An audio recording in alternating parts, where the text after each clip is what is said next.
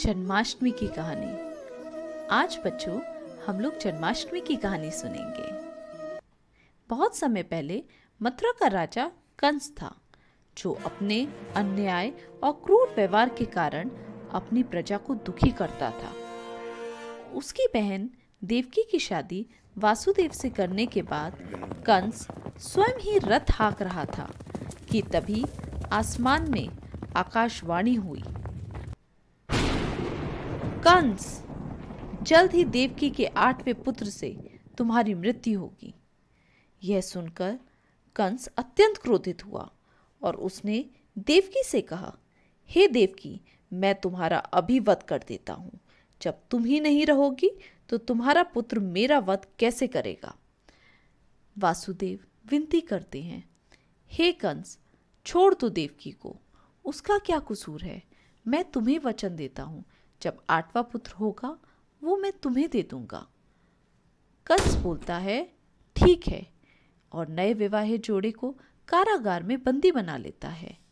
कंस देवकी और वासुदेव के एक एक करके सारे बच्चों को मार देता है। जब 7वां पुत्र बलराम होता है तो वासुदेव की दूसरी पत्नी रोहिणी के पास भेज दिया जाता है और कंस को कहा जाता है कि मृत बच्चा हुआ। फिर कृष्ण पक्ष का 8वां दिन श्री कृष्ण ने जन्म लिया। तभी फिर से आकाश में आकाशवाणी हुई, इस बच्चे को यमुना नदी के पार गोकुल ले जाओ। अपने मित्र नंद और यशोदा की जन्मी संतान से बदल दो। उसके बाद उन्होंने देखा उनकी बेड़ियां और कारागार के दरवाजे खुल गए हैं और सिपाही भी गहरी नींद में सोए हुए हैं।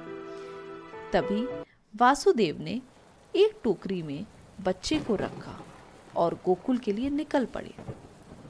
जब वासुदेव यमुना में उतरे तो यमुना देवी का भी अपना जल स्तर नीचे कर लिया और उनके कंधे से ऊपर नहीं आई।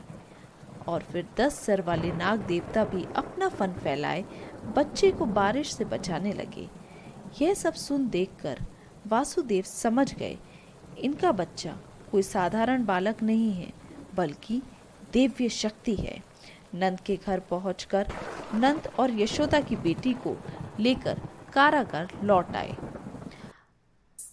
अगले दिन जब कंस आया तो उसने बच्चे को छीन लेने की कोशिश की और तभी वह देवी का रूप धारण कर बोली, हे कंस, जिसे तू मारना चाहता है वो पहले ही जन्म ले चुका है और वह अपनी भविष्यवाणी पूरी करके रहेगा। बालक कृष्ण बड़े प्यार से यशोदा और नंद के घर में बड़े होने लगे। आगे चलकर उन्होंने कंस को वध कर दिया।